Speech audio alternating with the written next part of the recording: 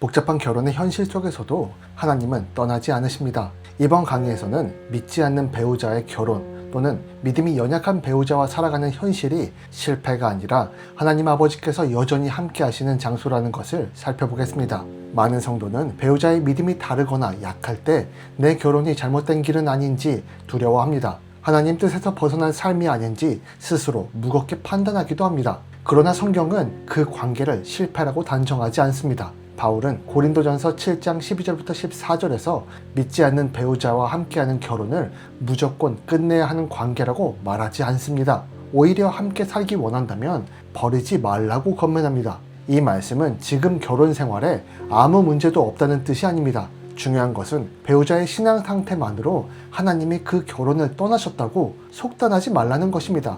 예를 들어 주일 아침에 혼자 교회 오고 배우자는 집에 남아 있거나 신앙을 대수롭지 않게 여기는 가정을 생각해 보십시오. 그럴 때 마음속에는 나만 믿음을 지키는 것 같고 우리 집만 뒤처진 것 같고 내 결혼이 실패한 것처럼 느껴질 수 있습니다. 그런데 바로 그 장소에서 한 사람이 예배를 지키고 분노 대신 기도하고 원망 대신 믿음을 놓지 않는다면 그 집 안에는 이미 하나님의 은혜가 흐르기 시작한다는 것입니다. 겉으로는 당장 달라진 것이 없어 보여도 하나님 아버지께서는 그 장소를 비워두지 않으십니다. 또 바울은 믿지 않는 배우자가 믿음의 배우자로 말미암아 거룩하게 된다고 말합니다. 이것은 자동 구원을 뜻하는 것이 아닙니다. 믿는 배우자 한 사람을 통해 그 가정 안에 하나님의 은혜가 머물고 흘러간다는 뜻이죠. 그러므로 현실이 복잡하고 무겁다고 해서 결혼 자체가 하나님의 부조의 증거가 될 수 없습니다. 창세기 12장 10절에도 아브라함은 기근 때문에 애굽으로 내려갑니다. 그 길은 불안했고 연약함도 드러납니다. 그런데도 하나님은 아브라함을 버리시지 않으셨습니다.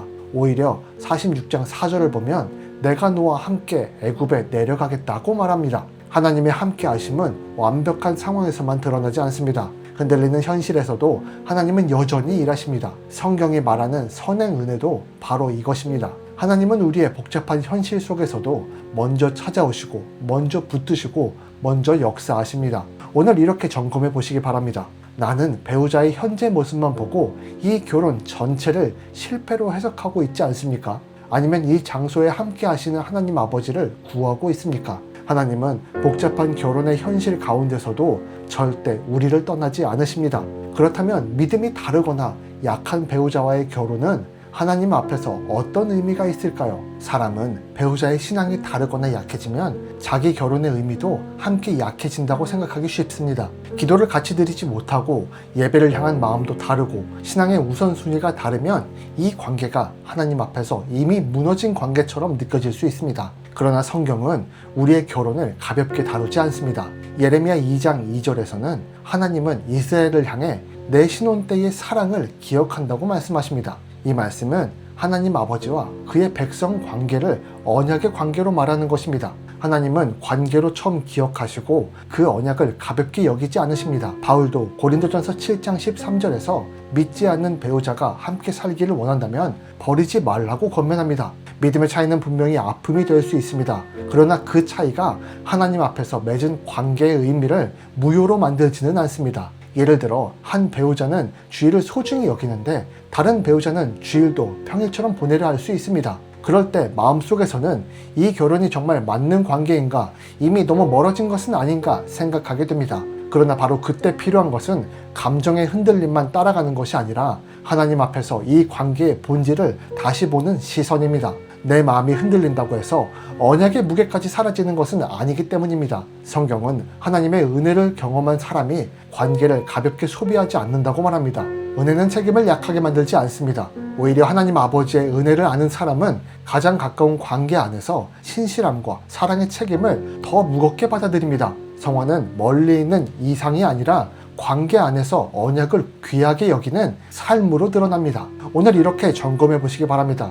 나는 배우자의 현재 믿음만 보고 결혼의 의미까지 가볍게 여기고 있지 않습니까? 또 나는 감정의 흔들림보다 하나님 앞에 맺은 관계의 책임을 더 진실하게 붙들고 있습니까? 물론 이것은 어떤 상황에서도 무조건 참으라는 뜻은 아닙니다. 그러나 믿음이 다르거나 약하다는 이유만으로 관계를 쉽게 포기하는 것도 성경적인 태도는 아닙니다. 결혼은 배우자의 믿음의 상태에 따라 쉽게 지워지는 관계가 아닙니다. 결혼은 여전히 하나님 앞에 언약입니다. 그렇다면 믿음의 배우자는 이 언약 안에서 어떤 자세로 살아가야 할까요? 이 관계 속에서 맡겨진 영적 책임은 무엇일까요? 하나님 아버지께서 이 결혼을 버리지 않으신다고 해서 믿는 배우자의 책임까지 가벼워지는 것은 아닙니다. 하나님은 믿음의 배우자를 그 가정 안에 세우시고 그 자리에서 하나님 나라를 감당하기 원하신다는 것입니다. 바울은 고린도전서 7장 16절에서 내 배우자를 구원할지는 어찌 알 수 있으리요? 라고 말합니다. 이 말씀은 내가 반드시 상대를 바꾸어 내야 한다는 압박이 아닙니다. 하나님께서 믿는 배우자의 존재를 통해 일하실 수 있다는 가능성을 보여주는 말씀입니다. 배우자의 구원을 계획하시는 분은 오직 하나님이신 예수 그리스도 한 분입니다. 그러므로 믿음의 배우자는 포기하지 말아야 합니다. 변화의 주도권은 하나님께 있고 우리에게는 신실한 책임이 있으니까요. 갈라디아서 6장 9절도 선을 행하되 낙심하지 말라고 권면합니다. 가정 안에서의 영적 책임은 거창한 말보다 기도를 놓지 않는 것, 믿음을 타협하지 않는 것, 감정에 이끌려 죄로 반응하지 않는 것에서 늘어납니다. 하루아침에 결과가 보이지 않아도 하나님 아버지께서는 신실한 순종을 헛되게 여기시지 않습니다. 예를 들어 배우자가 신앙에 무관심하거나 믿음이 자주 흔들릴 때 설명하고 따지다가 관계가 더 차가워지는 경우가 있습니다. 그럴수록 믿음의 배우자는 내가 저 사람을 바꿔야 한다는 부담보다 오늘 기도를 놓지 않고 예배의 자리를 지키고 상처받은 마음으로도 죄에 끌려가지 않는 책임을 스스로에게 물어야 합니다. 겉으로는 정말 작은 순종처럼 보여도 그 신실함을 통해 하나님은 반드시 일하십니다. 성경에서 은혜는 책임을 약하게 만들지 않습니다. 하나님의 은혜를 경험한 사람은 자기 자리에서 어둠을 압도하는 빛으로 깨어 응답합니다. 믿는 배우자의 책임은 상대를 통제하는 것이 아니라 하나님 앞에서 자신을 지키며 사랑과 진실함으로 서 있는 것입니다. 오늘 이렇게 점검해 보시기 바랍니다. 나는 배우자를 바꾸려는 조급함 속에서 살고 있는 것은 아닌가? 아니면 하나님 아버지께 맡기며 내게 맡겨진 기도와 신실함의 책임을 감당하고 있는가? 또 나는 낙심하며 손을 놓고 있지 않습니까? 아니면 작은 순종이라도 끝까지 포기하지 않고 계속 이어가고 있습니까? 배우자에게 가장 강력한 복음의 증거는 무엇이어야 할까요? 배우자에게 가장 깊이 전해지는 복음은 말보다 삶의 증언입니다. 이전 강의에서는 믿는 배우자가 관계 안에 맡겨진 영적 책임을 가볍게 내려놓지 말아야 함을 살펴보았습니다.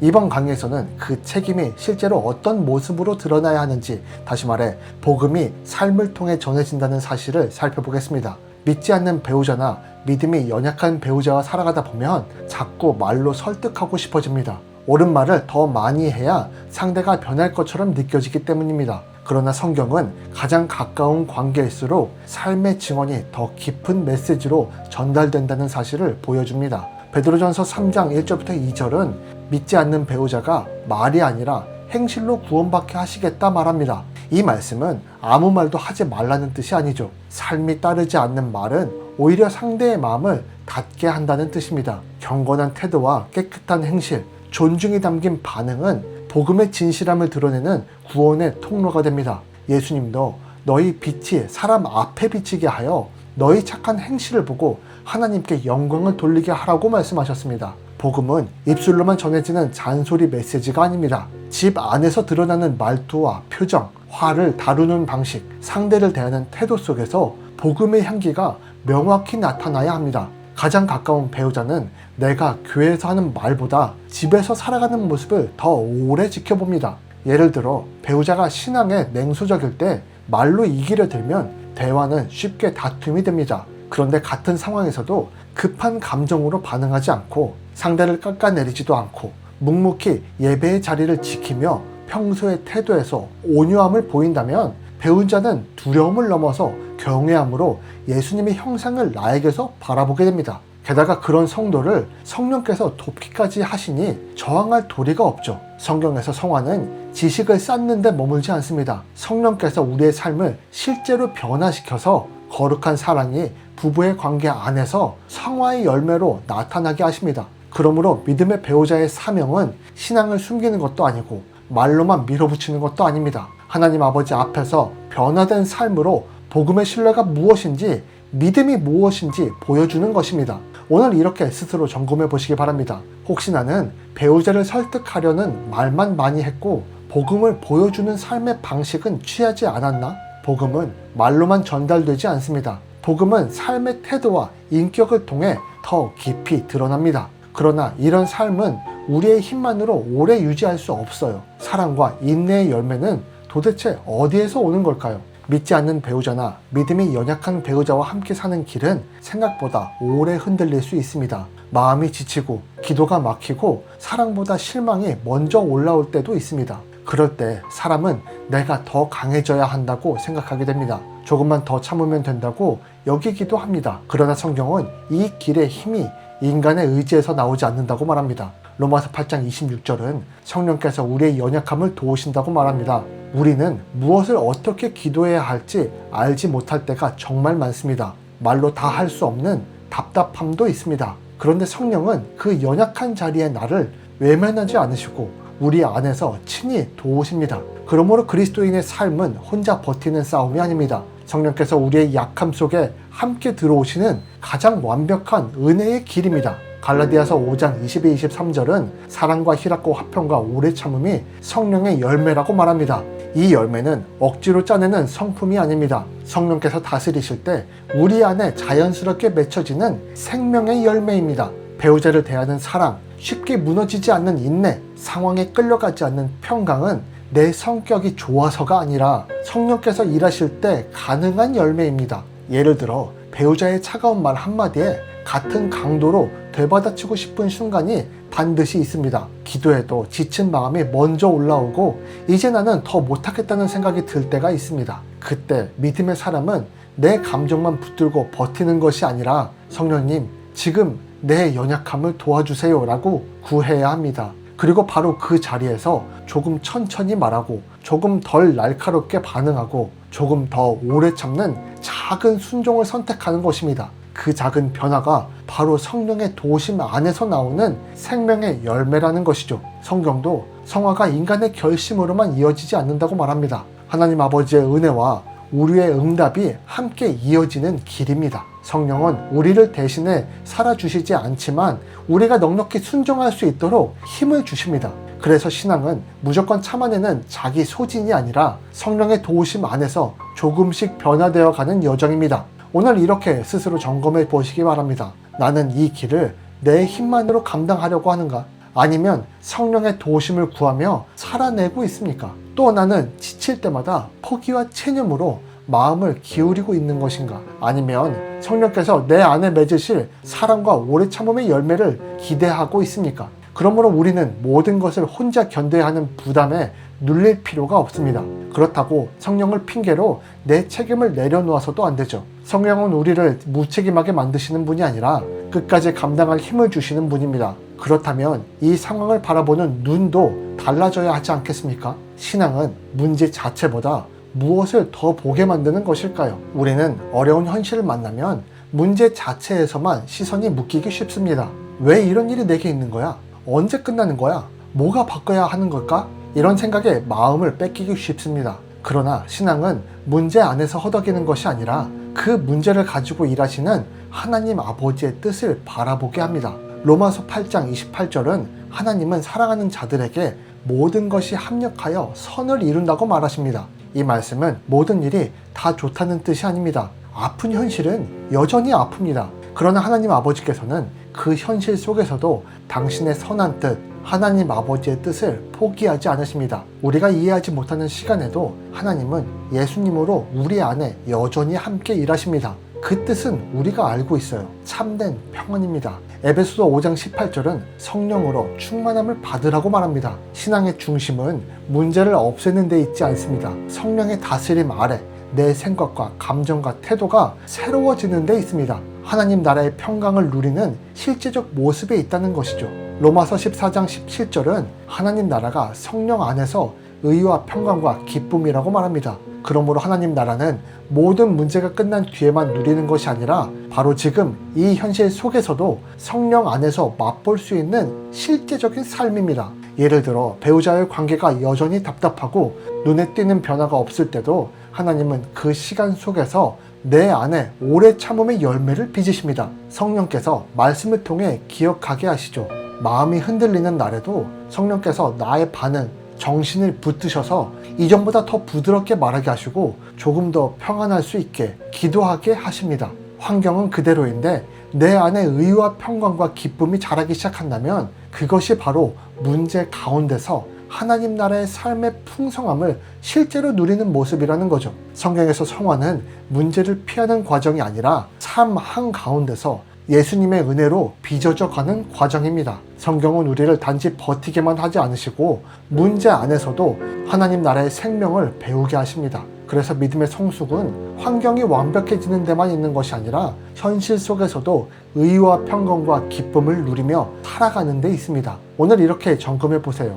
나는 지금 문제 해결만을 신앙의 목표로 삼고 있지 않습니까? 아니면 이 현실 속에서 하나님 아버지께 내 안에 이루실 의와 평강과 기쁨을 간구하고 있습니까? 갈등의 순간보다, 성령의 다스림보다 내 감정의 격렬한 반응에 복종하십니까? 그러므로 신앙은 문제가 사라질 때까지 기도라는 위로에 매달리는 일이 아닙니다. 오히려 그 문제 안에서 성령께서 주시는 의와 평강과 기쁨으로 하나님 나라 삶의 풍성함을 누려가는 과정입니다. 이제 지금까지의 내용을 함께 정리해 보겠습니다. 하나님은 예수님으로 내 마음속에 오셔서 이 결혼의 현실 속에서 함께 하시며 이 길을 통해 우리를 더 깊은 은혜의 자리로 이끄십니다. 은혜가 깊을수록 기쁨과 감사는 더욱 깊어집니다. 이전 강의들에서는 하나님 아버지께서 복잡한 결혼의 현실 속에서도 함께 하심을 보았고, 결혼이 여전히 하나님 앞에 언약이며 믿는 배우자가 삶으로 복음을 드러내고 성령의 도우심으로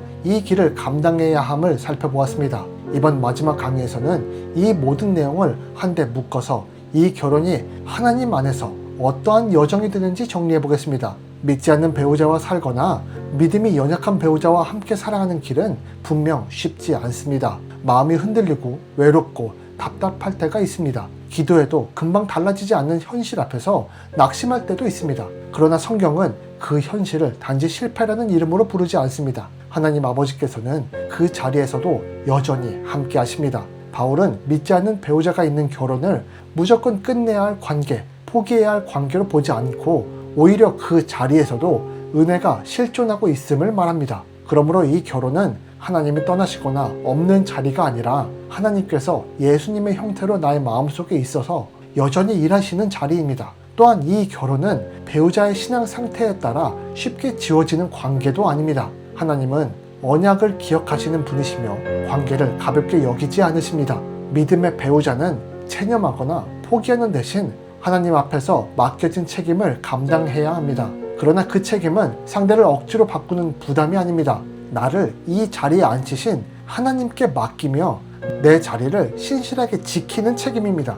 이 책임은 무엇보다 삶으로 드러나게 됩니다. 배우자에게 가장 깊이 전해지는 복음은 강한 주장이 아니라 변화된 태도와 인격과 사랑의 열매입니다. 마치 예수님의 형상을 나타내는 것이죠. 그리고 그 삶은 우리의 의지만으로 되지 않습니다. 성령께서 우리의 연약함을 도우시고 사랑과 오래 참음과 평강의 열매를 맺게 하십니다. 그러므로 이 길은 혼자 버티는 길이 아니라 성령과 함께 걸어가는 길이기 때문에 위로가 됩니다. 더 나아가서 하나님은 이 현실 속에서 우리를 하나님 나라 삶의 풍성함으로 이끄십니다. 신앙은 문제가 사라질 때까지 겨우 버티는 일이 아닙니다. 성령 안에서 의와 평강과 기쁨을 배우며 하나님 나라를 지금 여기서 맛보는 자유로운 삶입니다. 성경이 말하듯 성화는 현실을 떠나는 길이 아니라 현실 한가운데서 예수 그리스도의 은혜로 거룩한 사랑을 배워가는 길입니다. 예를 들어 예전에는 배우자의 말 한마디에